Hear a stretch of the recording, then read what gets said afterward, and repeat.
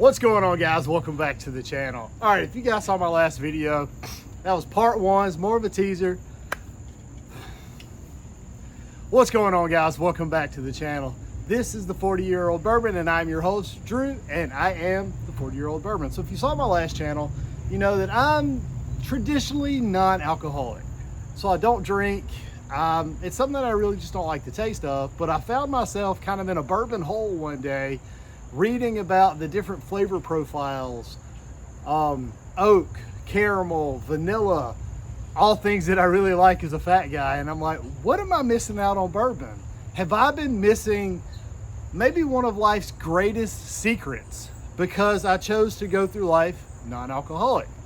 And that story really starts in high school, where growing up in the Mississippi Delta, you drink the cheapest thing that someone puts in front of you, and most of the time was Milwaukee's Best or some cheap beer that you could get at the local grocery store because one of your friends at 15 had a beer.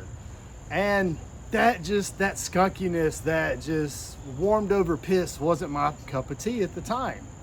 And here we are 40 years later, technically not 40 years later, but 40 years old, and I have found myself really kind of gravitating towards bourbon. So I thought, you know what? Let me explore the world that is bourbon. The deeper I read, the more that I read, I'm like, wow, this is really attuned to people that really are into wine. Picking up different notes on the front of the palate, on the back of the palate, from the bottle, on the nose, whatever. And I said, you know what? I'm gonna give this a shot, but as I do it, I'm gonna document every piece of it.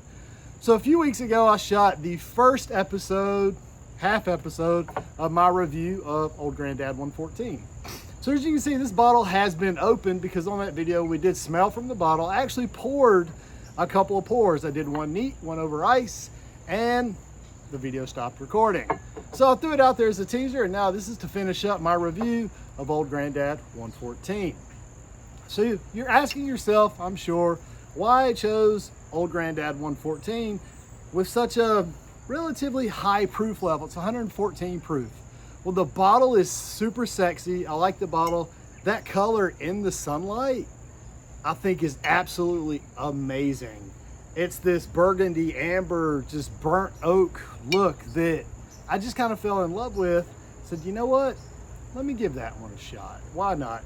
Yeah, it's a high proof. I'm probably not gonna like it, but I want to document every bit of it.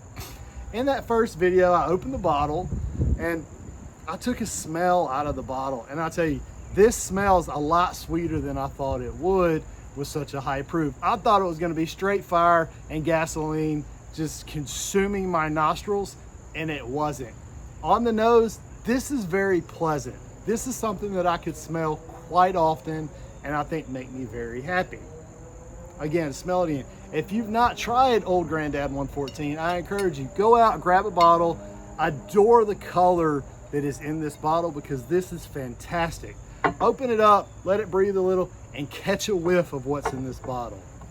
All right, so what you missed on the last video because it stopped recording was my first pour for Old Grandad 114. So that's about how much I poured last time.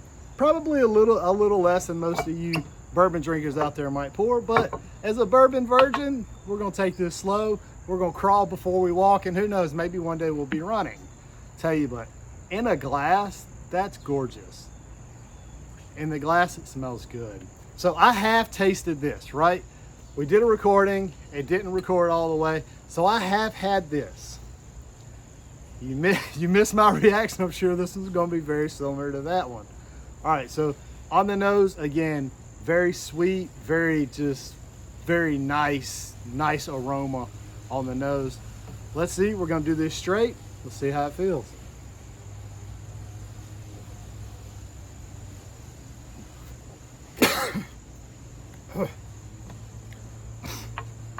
Oh.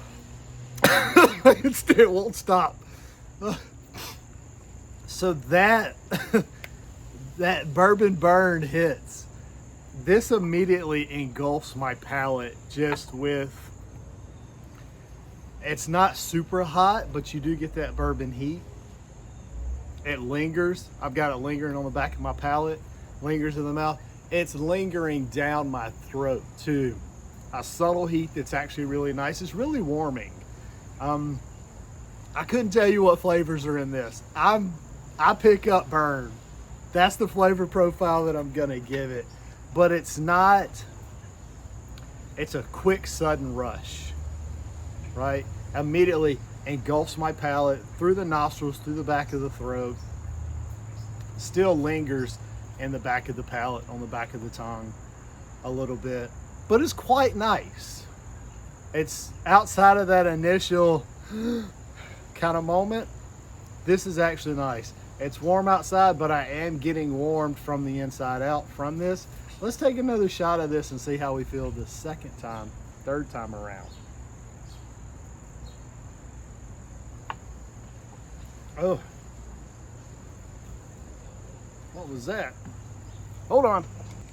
So let's try this again. Still kind of a slow burn, very lingering. If you're looking for something that's gonna linger, Old Granddad 114 is gonna linger a little bit. Second shot, not as immediate of that engulfment, if that's a word, that I got the first time. Second time, a little smoother down the palate. Let's try this for a third time and see if we can actually pick up some of the notes that are supposed to come from this bottle. Supposed to get some maple. Vanilla is actually relatively heavy for my palate on this bottle. I actually still get a little vanilla both in the front and the back of the palate.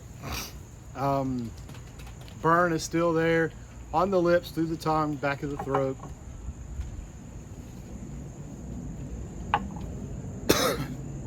That was a big swig.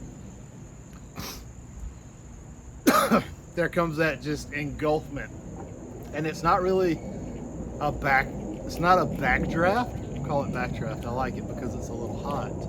You feel some of that heat, but it's just, if you can imagine a cloud in your throat, to me, this is what this feels like. I get cinnamon with this. I don't know if the cinnamon's in here, but I do pick up some cinnamon. I do pick up some vanilla, maybe a little oak, a little caramel. Not a horrible flavor.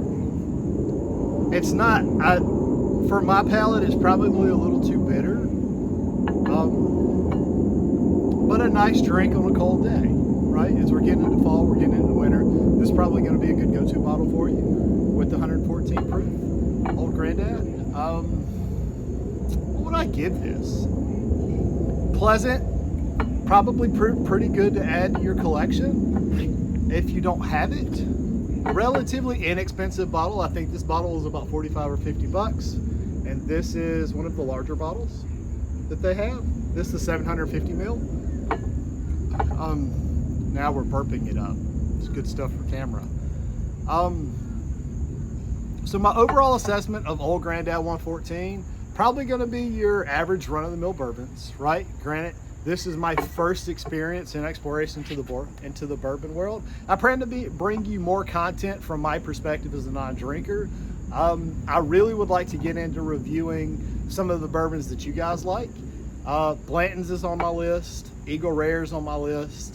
Knob Creek is probably going to be the next bottle that I review. I hear a lot of good things about Knob Creek.